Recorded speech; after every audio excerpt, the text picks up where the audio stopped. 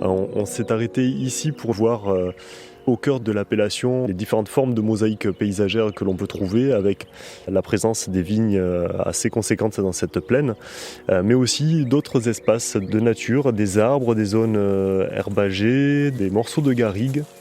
C'est vraiment un support très important au point de vue de la biodiversité. On voit ça virevolte dans tous les sens. On peut trouver des papillons, des espèces d'insectes diverses et variées.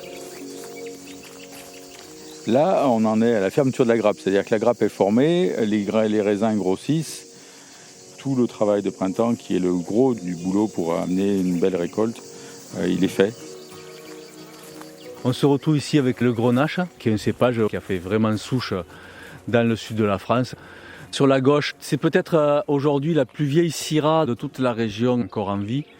Et sur le côté, le retour d'un cépage qui est vraiment du sud, c'est le Mourvèdre. Voilà, donc on voit 3-4 cépages qui sont les cépages principaux de l'appellation. Pendant les vendanges, il ne faut jamais oublier que ce travail, ce n'est pas le travail de l'année. C'est en fait le travail cumulé que vous avez mis sur ces vignes depuis leur naissance.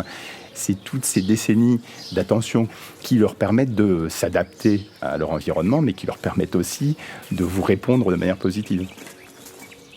Et vous avez un autre élément extraordinairement important, qui est l'assemblage. Et cette décision-là, pour dire je mets X% de Syrah, Y% de Mourvèdre, Z% de Cinsault, cette décision-là, elle a une influence considérable sur la personnalité et l'équilibre du vin pour toute la suite.